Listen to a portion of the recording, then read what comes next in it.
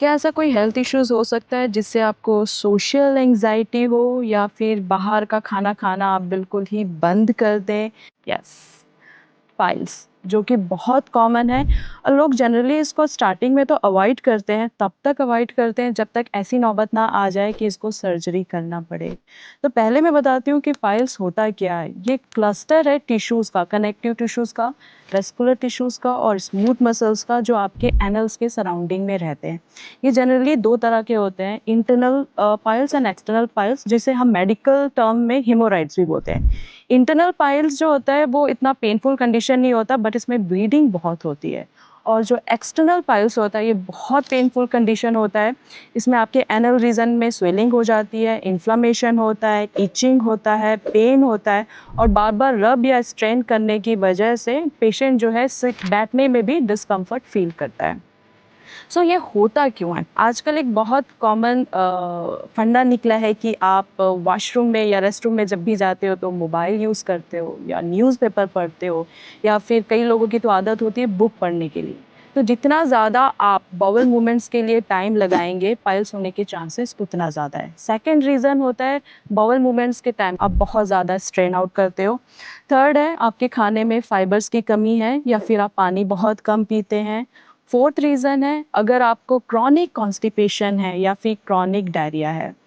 ये पाइल्स जो है एज के हिसाब से भी होता है, जैसे ओल्ड एज होते हैं तो वो जो सपोर्टिव टिश्यूज़ होते हैं एनल के किनारे के या एनल कैनल के वो थोड़े से वीक हो जाते हैं।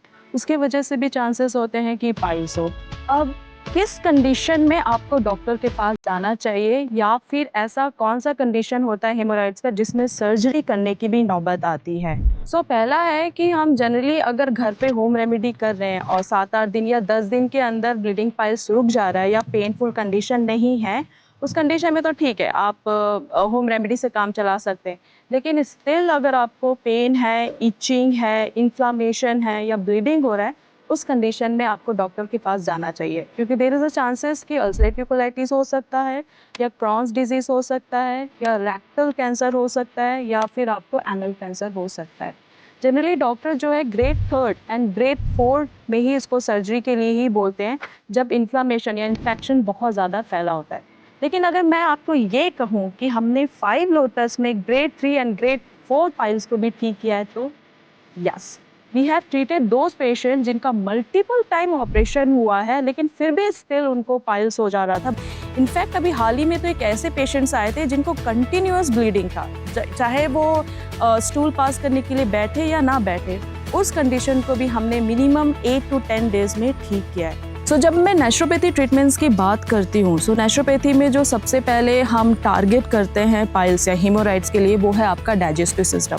ऐसे कुछ ट्रीटमेंट्स देते हैं जिससे आपका डाइजेस्टिव सिस्टम जो है वो इम्प्रूव हो, आपका मेटाबॉलिज्म जो है वो इम्प्रूव हो।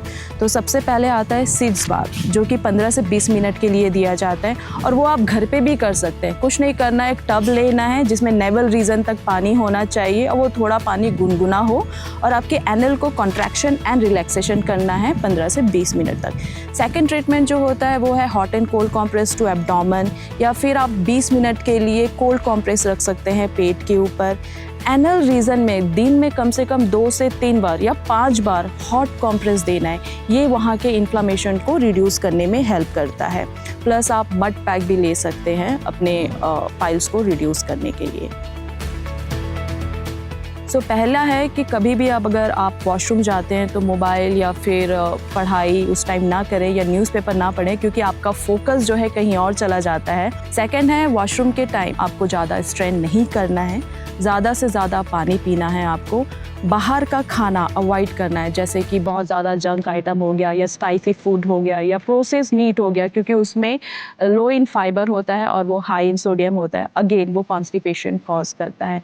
ग्रेन्स की बात करूँ तो आपको जो वाइट फ्लावर है वो अवॉइड करना है, पास्ता आपको अवॉइड करना है, ब्रेड अवॉइड करना है क्योंकि ये डाइजेस्टिव सिस्टम को स्लो डाउन कर देते हैं।